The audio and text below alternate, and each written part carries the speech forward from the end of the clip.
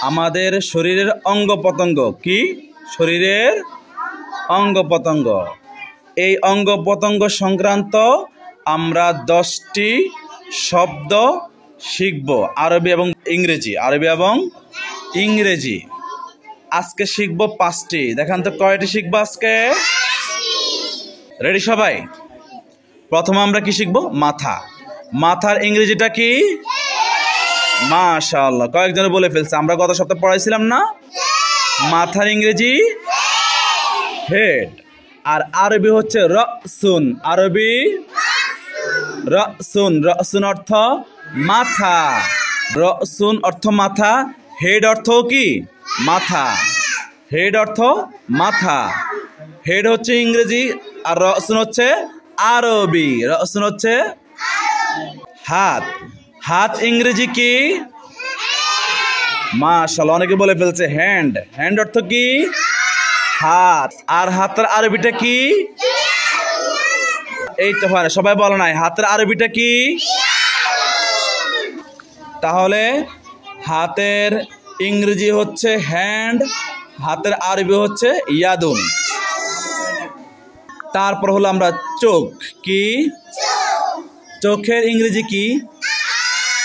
ওই যে মাশাআল্লাহ, আইরা পাস করে ফেলছে। আই। আই অর্থ চোখ। আবার চোখের আরবি হচ্ছে আইনুন। কি নুন? আইনুন। আবার বলেন, কয়েকবার বলেন, দেখান, সবাই দেখান। আইনুন অর্থ কি? সবাই দেখান, বলেন। আইনুন অর্থ চোখ, বলেন।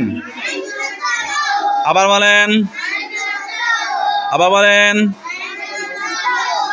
আই অর্থ, হ্যাঁ মাশাআল্লাহ, তো বুঝে ফেলছেন। এখন আমরা শিখবো কান। কানের ইংরেজি কি? মাশাআল্লাহ, সবাই পারে। ইয়ার। ইয়ার অর্থ কানের আরবি হচ্ছে উজনুন। কি? উজনুন অর্থ, দেখান তো কান কোথায়, দেখান। উজনুন অর্থ কান। উজনুন অর্থ, দেখ আমরা 5টা শিখে ফেলেছি। হ্যাঁ, তারপরে দাঁত। দাঁতের ইংরেজি কি? ট্রুথ। পাশ। দাঁতের ইংরেজি কি? আর দাঁতের আরবি হচ্ছে সিন্নুন। কি নুন? সিন্নুন। সিন্নুন অর্থ কি? দাঁত কোথায়? হ্যাঁ, সিন্নুন। সিন্নুন অর্থ দাঁত। আবার ট্রুথ। ট্রুথ অর্থ দাঁত। এই যে আমরা আরবি এবং ইংরেজি দুটোটা শিখতেছি, কার কার কাছে ভালো লাগতেছে?